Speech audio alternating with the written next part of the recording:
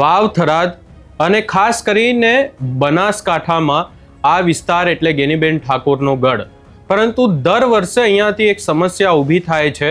જ્યારે પણ ભારે વરસાદ થાય અને ત્યારબાદ ખેડૂતોના ખેતરોમાં પાણી ભરાઈ જાય છે.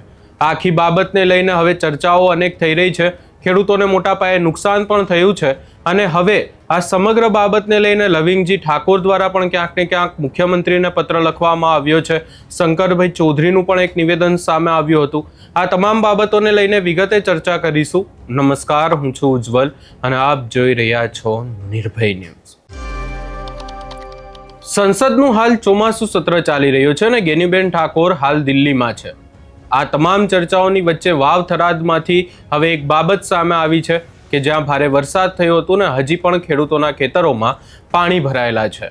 આખી બાબતને લઈને જો ચર્ચા કરવા જઈએ તો 5 દિવસ જેટલો સમય થઈ ગયો છે ને ખેડૂતોના ખેતરોમાંથી હજી પણ પાણી ઓસર્યા નથી. ખેડૂતોને મોટા પાયે નુકસાન પણ થયું છે. બનાસકાંઠા, પાટણ ખાસ કરીને આ વિસ્તારોમાં ભારે વરસાદને કારણે ખેડૂતોને મોટા પાયે નુકસાન ગયું છે. આ તમામ ચર્ચાઓની વચ્ચે જ્યારે વરસાદ થઈ રહ્યો હતો ત્યારે શંકર ચૌધરી દ્વારા શું કહેવામાં આવ્યું હતું એ સાંભળી લઈએ. એની સાથે સાથે લવિંગજી ઠાકોરે પણ મુખ્યમંત્રીને પત્ર લખ્યો છે અને વિસ્તારના લોકો શું કહી રહ્યા છે એ પણ સાંભળી લઈએ. છેલ્લા 24 કલાકની અંદર થરાદ અને પાટણ જિલ્લામાં સૌથી વધારે વરસાદ આ રણ કિનારાના પ્રદેશો છે ત્યાં આગળ છે. કેટલીક જગ્યાએ તો 10-12 ઇંચથી પણ વધારે વરસાદ 24 કલાકની અંદર પડ્યો છે. હજુ પણ આજે અને આવતીકાલ 2 દિવસ સુધી વધારે વરસાદ પડી શકે તેવી પણ શક્યતાઓ રહેલી છે. એટલે આજે અત્યારે દિવસ દરમિયાન હજુ વાદળછાયું વાતાવરણ છે અને આજે રાત્રે એટલે 25મીની રાત્રે થરાદ આજુબાજુના વિસ્તારમાં પણ મોડી રાતે વરસાદની શક્યતાઓ દેખાય છે.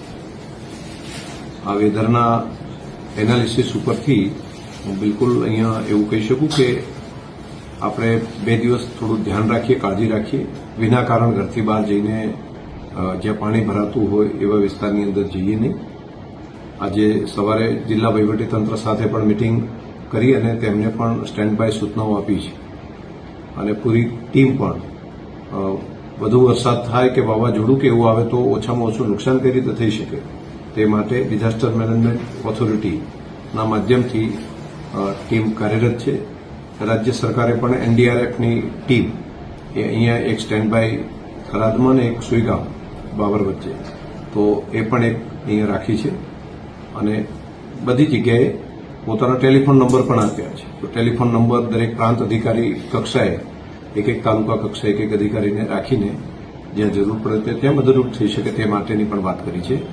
પ્રજાજનોને મારી વિનંતી છે કે આપણે બધા પોતાની રીતે સજાગ રહીએ અને વીજળી પડવાની પણ શક્યતાઓ જ્યાં જ્યાં છે, વધારે વરસાદ કે વાવાઝોડા જેવું આપણને દેખાતું હોય તો તેવા સંજોગોમાં આપણે પોતે સલામત રીતે સલામત જગ્યા ઉપર પોતાના ઘરે રહીએ અને વિના કારણ કોઈ દોડાદોડી કરીને પેનિક ન થાય તે પ્રમાણેનું પણ આપણે બધા ધ્યાન રાખીએ.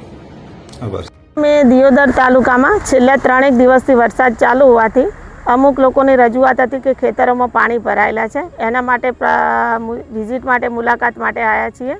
તો 11 જેવા ગામો છે કે જેમાં ખેતરોમાં પાણી ભરાયેલા છે. પણ પ્રાથમિક અંદાજ મુજબ જો 4 દિવસ પછી આપણે ચોક્કસ અંદાજ મેળવી શકીએ. જો પાણી નીતરી જાય, ઓસરી જાય તો કોઈ નુકસાન છે નહીં આમાં. અને હવે પછી એમને વાવેતર કરવું હોય તો દિવેલા પાક માટે વાવેતર કરી શકાય, કારણ કે દિવેલા પાકનો વાવેતરનો સમય હવે શરૂ થઈ રહ્યો છે. મારો મહેશભાઈ વખાજી ખાતેદાર તરીકે કહું છું. મુલકપુરમાં 150, 200, 250થી 300 ખેડૂતો આવેલા છે. એમાંથી 50% ઉપર 150 ખેડૂતો ઉપરનું નુકસાન છે અને એમાં મગફળી વાવેલી છે, એરંડા અગાઉ વાવેલા હતા અને જુવાર વાવેલી છે અને દરેકને કઠોળ પાક પણ વાવેલા છે. એમાં બધાને 50% ઉપરનું નુકસાન છે અને થોડું બીજાને 20%, 25%, 100 બધા ખેડૂતોને નુકસાન છે. સરકારશ્રીને માગણી છે અમારી કે અમને યોગ્ય સર્વે કરાવી અને વળતર આપે. મારું નામ દલરામભાઈ ભાવાભાઈ. વરસાદ બહુ ભારે થયો છે, અતિ ભારે થઈ ગયો છે. ખેડૂતોને ખૂબ નુકસાન કર્યું છે. કપાસનું વાવેતર છે, મગફળીનું છે, જુવાર છે, તલ વાવલ છે, આ બધો પાક નિષ્ફળ થયો છે. 2 થી 3 કિલોમીટરમાં લંબાઈ ઘેરામાં પાણી છે પહોળાઈમાં પણ 2-2.5 કિલોમીટરની પહોળાઈ છે. પાક બધો નિષ્ફળ છે. 3-3 ફૂટ આ પાણીમાં અમે ઊભા છીએ. અમારી પરિસ્થિતિ ખૂબ ખરાબ છે. સરકારશ્રીને મેં એટલી વિનંતી કરું કે અમને તાત્કાલિક અમારા પગલાં લે અને અમને સહાયની ગમે એ રીતે સંજોગે અમારી સેવા કરે મદદરૂપે અમે વિનંતી કરો છો સરકારને. એટલું આપ સાહેબ ધન્યવાદ તમને આપું છું. ખૂબ આયા છો તો અને સરકારને પણ આપ વિનંતી રજૂ કરો. આ તમે જે ફોટા લઈને જો અમારા બધા ખેડૂતો આવ્યા છે એમની અમારી વિનંતી સરકાર જલ્દી સાંભળે એટલી અમારી વિનંતી છે સરકારશ્રીની. 2-2.5 કિલોમીટર લંબાઈ અને 2 કિલોમીટર પહોળાઈ જેટલા ખેતરોમાં પાણી ભરાયેલું છે. અમારું ગામ ખારા છે અને ભાભર તાલુકાનું, અને આની અંદર મગફળી, જુવાર અને એરંડા જેવા પાકો આવેલા હતા. એ સંપૂર્ણપણે નિષ્ફળ ગયા છે. અમારી સરકાર શ્રી જોડે એ જ માંગ છે કે આનું વળતર આપે. પરિસ્થિતિ બહુ જ ખરાબ છે. તમે જોઈ શકો છો આ ઘરની અંદર પણ પાણી આવી ગયું. હાલ અમે મીઠા અને ખારા બંને ગામ અમારા સીમાડાના ગામડા છે. દરેક ગામડાના 2 ગામની અંદર તમે જોઈ શકો છો કે જેમ નળા બેટની અંદર પાણી ભરેલ છે એવા અમારા બેટમાં ફેરવા છે ખેતર. એટલે અમારે જે મોંઘા મૂળના કિંમતના વાવેલા હતા બિયારણના, જે મગફળી છે, જુવાર છે, બાજરી બધી કિંમતના વાવેલા હતા એ આજે પણ કોઈ પાણીની અંદર ડૂબી ગયા છે. પશુને ખાવા માટે ઘાસચારો નથી. તમે ઘરની જોઈ શકો છો, ઘરની બધી હાલત ખરાબ થઈ ગઈ છે. તાત્કાલિક સર્વે કરાવે સરકાર અને આનો તાત્કાલિક નિર્ણય લઈ સરકારની સહાય આપે પબ્લિકને. અને આ માત્ર આ વર્ષની સમસ્યા નથી. દર વર્ષે અહીંયા પાણી ભરાઈ જાય છે. દર વર્ષે આ સમસ્યા ઊભી થાય છે અને હવે ફરી એકવાર આ સમસ્યા ઊભી થઈ છે. આના પહેલાના વર્ષે તો આપણે જોયું હતું કે ગેનીબેન ઠાકોર હોય કે પછી ભાજપના મોટા મોટા નેતા હોય, તમામ પાણીમાં ઉતર્યા હતા અને અનેક માંગણીઓ પણ કરવામાં આવી હતી. હવે ફરી એની એ જ માંગણીઓ કરવામાં આવી રહી છે.